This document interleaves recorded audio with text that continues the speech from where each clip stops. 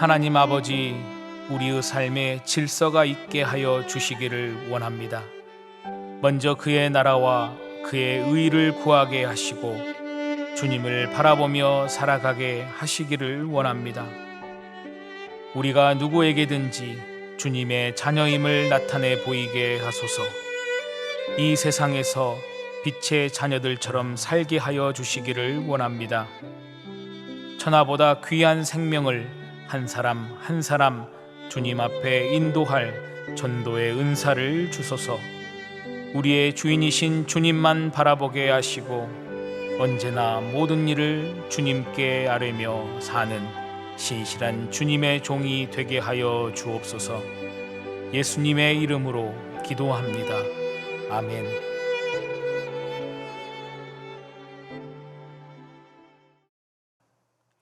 다 함께 찬송가 426장을 함께 찬송하시겠습니다.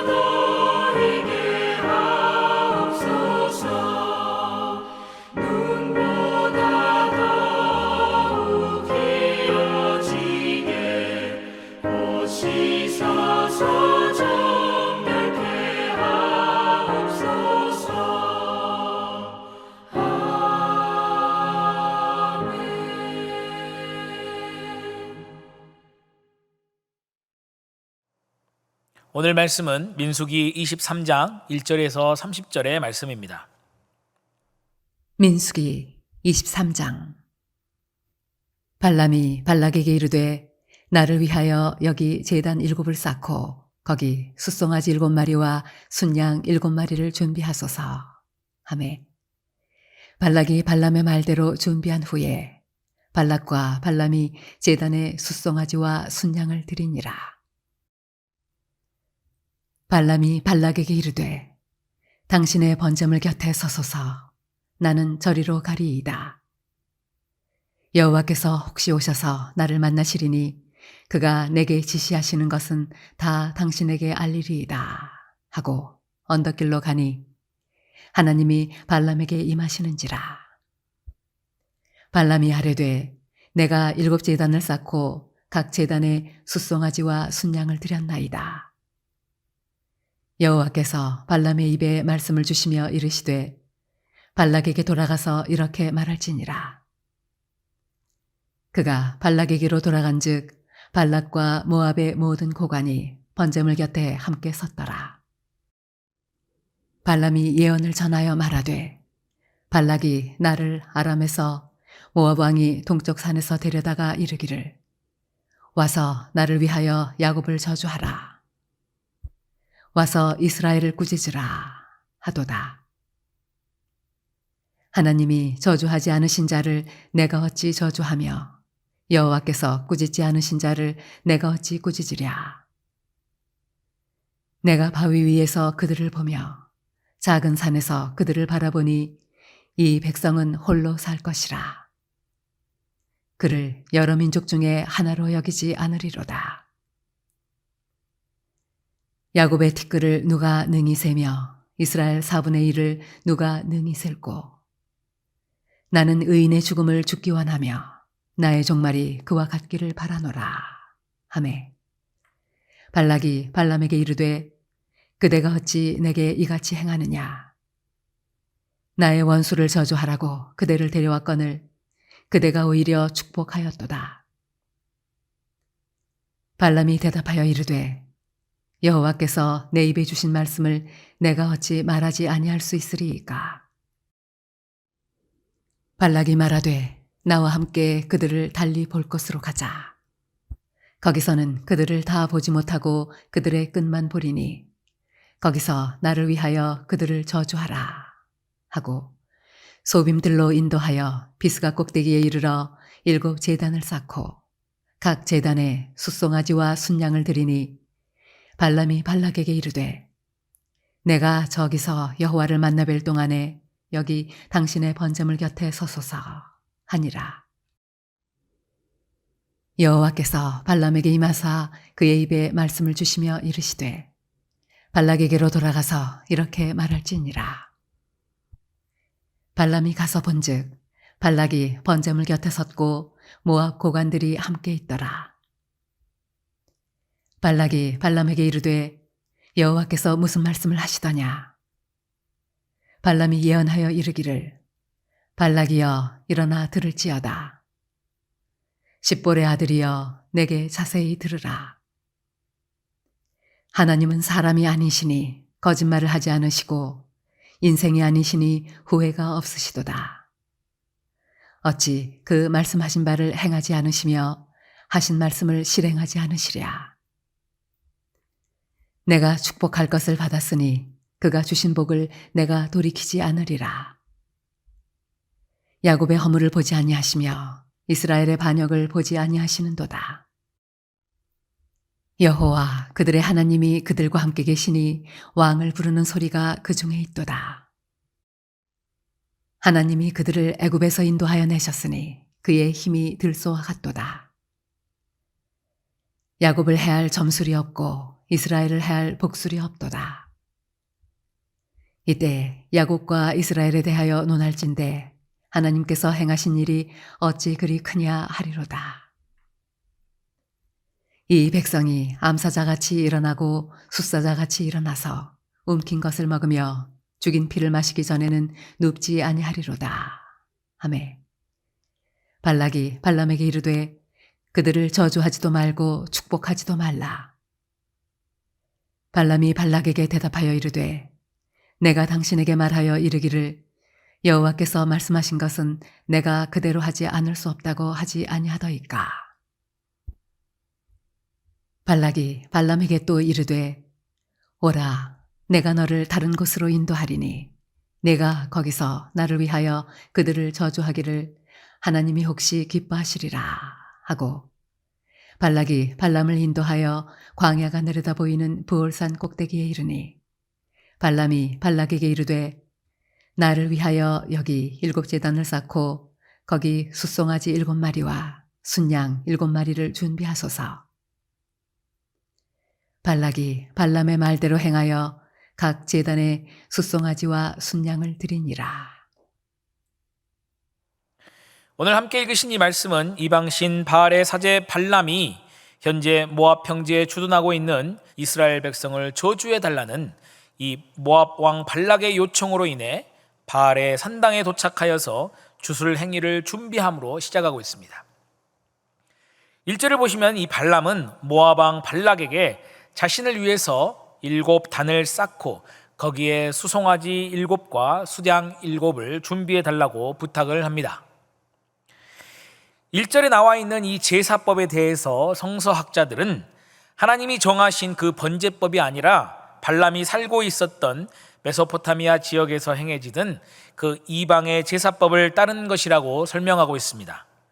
특히 7제단의 제물을 올리는 이 제사법은 여러 신들에게 동시에 제물을 바치며 신탁을 구하는 제사법에 기인하는 것이라고 설명을 합니다. 발람이 이 제사법을 행한 것은 하나님을 알지만 하나님을 믿고 그분의 말씀대로 행하는 자가 아니었다는 사실을 더욱더 명확하게 보여줍니다. 발람은 그저 하나님도 세상의 많은 잡신 중에 한 신으로 생각하고 하나님의 신탁을 구하고자 하였던 것입니다. 여기서 참 안타까운 것은 이 발람에게도 기회가 있었다는 것입니다. 발람에게도 이 자신의 인생을 바꿀 수 있는 기회가 여러 번 찾아왔다는 것입니다. 바로 회개의 기회입니다. 그가 비록 마음의 탐욕을 따라 행했다고는 하나 하나님께서 그에게 깨달을 수 있는 기회를 여러 번 주셨습니다.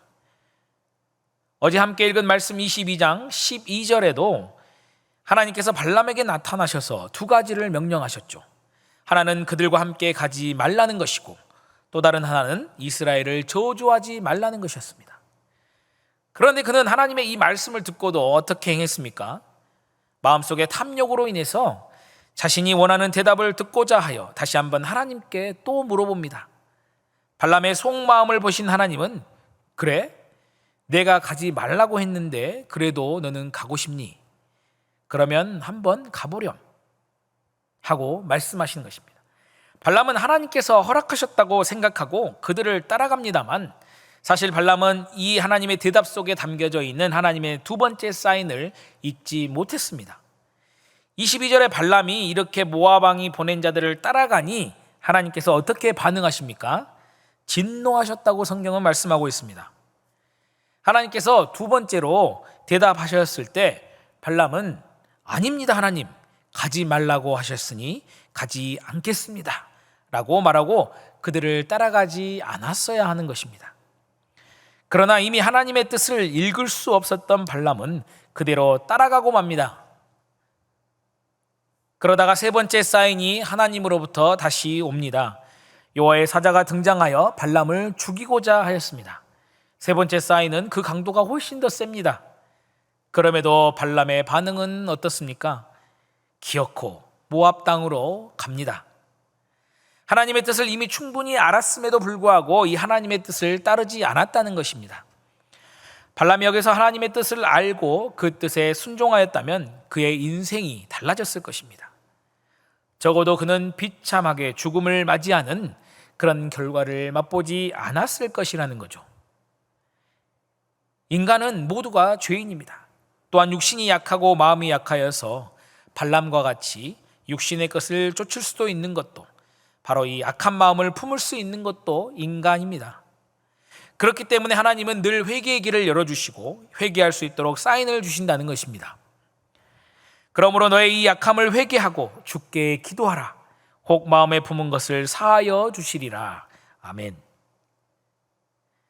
자신의 잘못을 깨닫게 하시는 이 하나님의 은혜를 발견하고 그 즉시로 회개하고 잘못에서 돌이키면 죄악된 행실뿐만 아니라 마음속에 품은 죄까지도 용서해 주시는 하나님의 사랑을 경험할 수 있는 것입니다.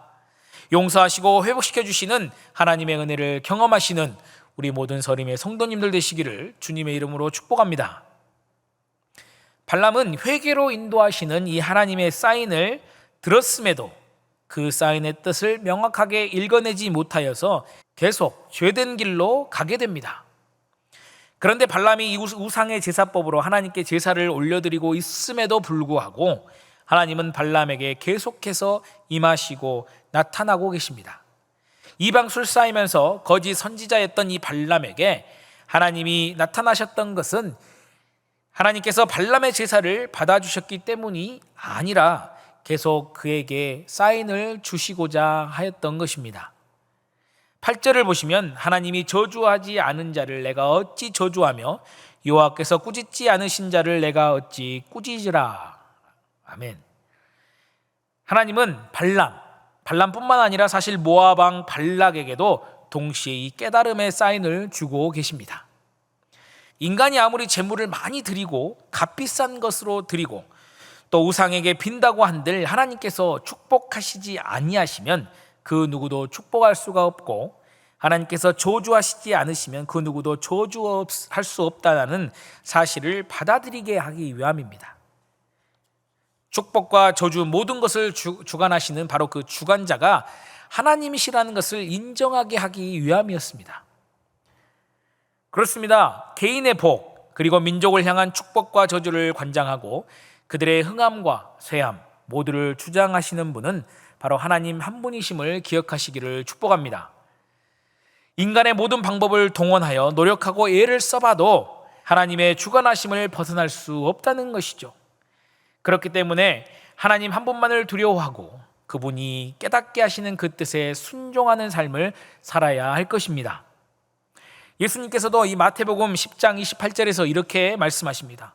몸은 죽여도 영혼은 능히 죽이지 못하는 자들을 두려워하지 말고 오직 몸과 영혼을 능히 지옥에서 멸하시는 자를 두려워하라. 아멘. 발람은 하나님을 두려워하지 않은 이 실수를 범했습니다. 하나님의 임재를 경험하고 하나님의 현현으로 나타난 주의 사자를 눈으로 보고도 그리고 자신의 입으로 이스라엘 백성을 축복하시는 그 하나님의 뜻을 생생하게 말하고 들었음에도 그 뜻을 전하시는 하나님이 자기와는 아무런 상관이 없는 것처럼 행했다는 것입니다. 그렇기 때문에 발람의 이 우매한 행위는 계속되고 있습니다. 13절 이하를 보시면 23장 초입의 장면과 똑같은 장면이 다시금 반복됩니다. 이제는 발람도 하나님의 뜻을 깨닫고 돌이킬 때가 되지 않았겠습니까? 그런데도 발람은 똑같은 이 우상의 번제법으로 이스라엘을 저주해달라는 발락의 요청에 따라 번제를 드리면서 하나님으로부터 또 다른 대답을 듣기를 원하고 있는 것입니다. 웬만한 아이들도 이 정도 말하면 들을 법합니다. 아직 성장기에 있기 때문에 사리 분별이 부족하다고 한 아이들도 몇 번 이야기하고 설득하면 이 자신의 뜻이 관철되지 않았다는 것을 수용하고 그 뜻을 접는 경우가 대부분이지 않습니까? 그런데 발람과 발락의 행동을 보면 어린 아이들보다 더 지혜롭지 못할 뿐만 아니라 오히려 아주 우매하기까지 합니다. 이렇게 거듭되는 발람의 태도는 잘못된 일에 대해서 깨닫지 못하고 회개하지 못하고 그 행위를 버리지 못하고 미련을 가지고 계속해서 반복하기 때문입니다. 여기서 우리는 중요한 사실을 발견할 수 있습니다. 죄가 사람을 멸망의 길로 이르게 하는 근본적인 원인인데 그 과정에는 회개하지 않고 반복적으로 죄를 탑습하는 인간의 행위가 있다는 것입니다. 우리를 창조하신 하나님은 인간의 나약함을 그 누구보다 잘 알고 계십니다. 그렇기 때문에 한 번의 실패와 죄악으로 그 사람을 심판하여 멸망에 이르게 하시지 않는다는 것입니다. 만약 하나님께서 그렇게 하셨다면 이 세상에 살아남을 사람이 한 사람도 없었을 것입니다. 하나님은 누구에게나 자신의 죄악을 회개하고 돌이킬 수 있는 기회를 주시는 분이십니다.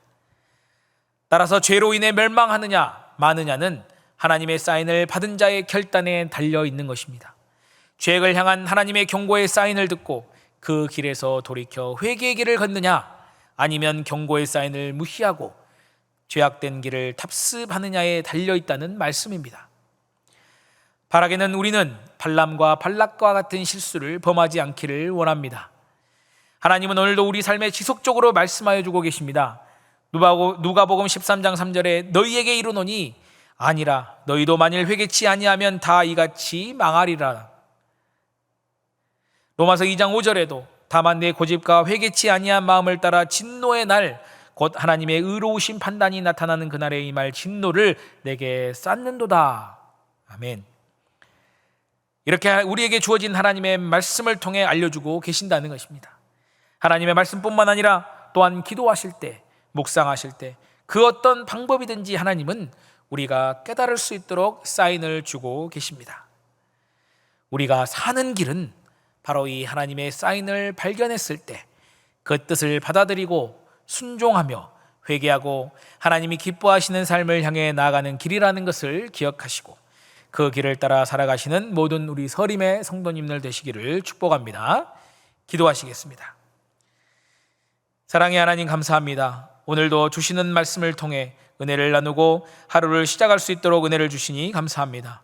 바라옵고 원하는 것은 성령께서 우리와 함께 하셔서 하나님께서 우리에게 말씀하시고 알려주시는 사인과 뜻을 깨달을 수 있도록 인도하여 주시기를 원하며 더욱이 하나님의 뜻을 발견하고 그 뜻을 따라 살아가며 하나님을 기쁘시게 하는 삶을 살아가는 우리 모두가 될 수 있도록 인도하여 주시기를 원합니다. 사랑하는 위임 목사님과 서림의 온 성도들이 오늘도 복음으로 세상을 물들이는 삶을 살며 하나님의 영광이 되도록 인도하여 주옵소서. 오늘도 우리를 통해 영광 받으실 우리 주님을 찬양합니다. 예수님 이름으로 기도합니다. 아멘.